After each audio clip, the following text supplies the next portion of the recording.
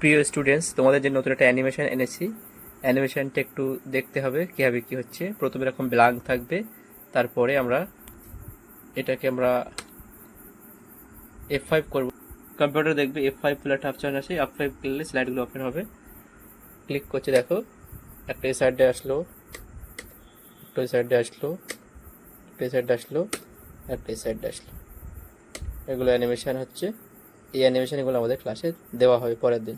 সবকটা অ্যানিমেশনে আমরা দুটো করে অ্যানিমেশন দিয়েছি। দেখো এখানে যে ট্রাই করবে ইম্প্যাসেসের মধ্যে আছে ফ্লাই, এই ফ্লাই অপশানটা দিয়েছি।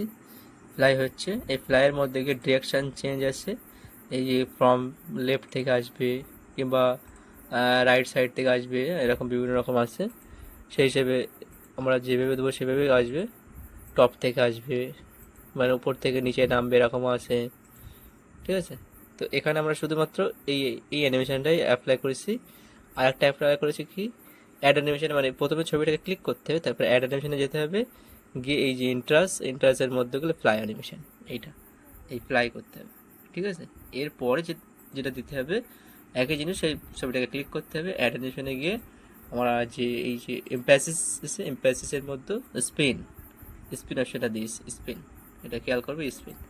স্পিনটা দেওয়ার পরে ওকে মেরে দিয়েছি। ওকে দিয়ে দিলে স্পিনের কিন্তু ক্যাটাগরি আছে, এই যে ফুল ঘুরবে, ক্লকওয়াইজ এদিকে এদিকে এরকম ঘুরবে, এর অ্যানিমেশনগুলো, এই ইফেক্ট এদিকে আছে।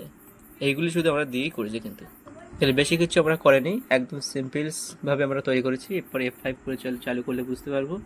এই F5 হচ্ছে আমার স্লাইড আমাদের স্ক্রিনে চলে আসবে, এন্টার করলেই চলে আসবে, এই ইন্টার সুইচটা টিপলেই চলে আসবে।